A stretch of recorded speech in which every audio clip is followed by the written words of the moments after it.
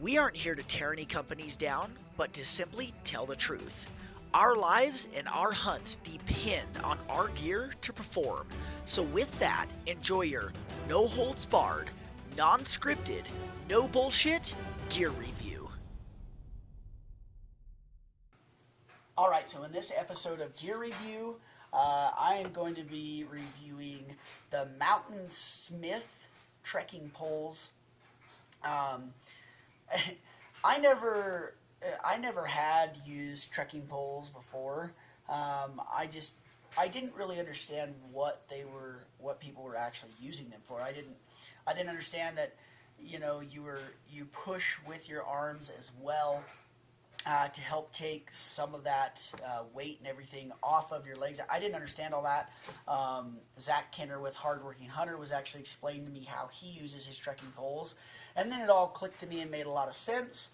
And since then I've been using trekking poles, and I really like using trekking poles, especially when I'm walking out with a lot of weight on. By the way, this is the Mountain Smith Rambler.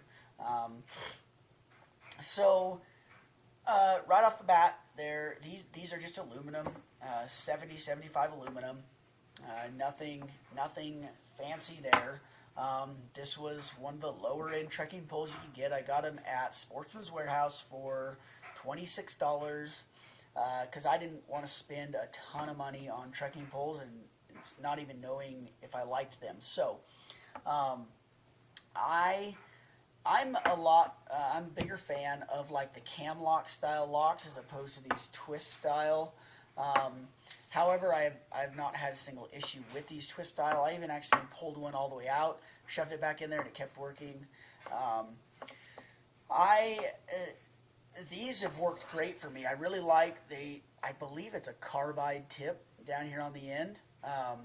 I really like that. I've noticed that on basically everything that gets grip. It's got, you might be able to see it. No, you can't. It's not going to get cleared up. But it's got little grooves and teeth and tips and points and all that stuff on the very end of that I believe is carbide. And even on rocks, that thing grabs a hold. And that is a really big plus. Honestly, the only issue I have had with these at all is when I very first got them, I didn't really know how tall you wanted them, and I had them adjusted incorrectly, and I had them too long, too close to the maximum length, and I got stuck on something and started to fall over or whatever, and it kind of slightly bent it, but all I did was bend it back and then shorten it up and got it fit to me correctly. And since then I haven't had a single issue. I've packed out a lot of weight with these things, and they've been great, not only in taking some of the weight and pressure off my legs and my knees and my ankles, but for support and stability and everything like that. So if you do any type of backpacking, especially with weight, I would highly recommend some sort of trekking poles.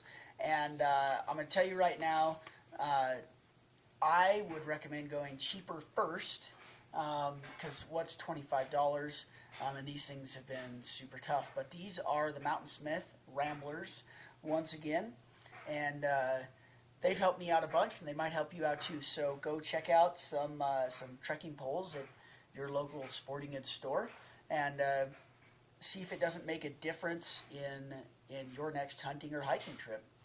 Thank you guys for tuning in.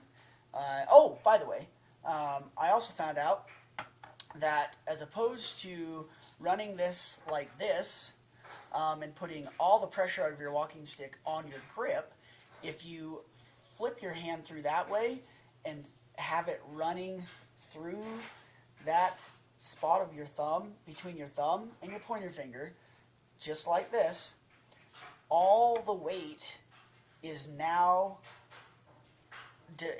on this strap rather than on your grip. You know what I mean? So all the weight is pulling on the strap, which is a huge plus in walking long distance because your hands and your grip don't ever get tired. So anyways, just want to throw that in there for you. Check out some trekking poles. If it it could make as big a difference as it did for me, and you might never want to turn back. So thanks, guys, for tuning in, and we'll see you next week for another gear review. I just want to say thanks so much for checking out our YouTube channel.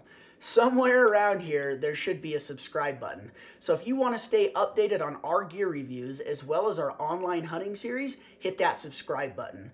We really appreciate any comments, likes, as well as shares. By the way, head on over to www.archerymaniacs.com and check out our weekly podcast, because every week we have 3 brand new podcasts come out that are specifically geared towards helping you be better at anything archery. Thanks again for your time, and remember, live life at full draw.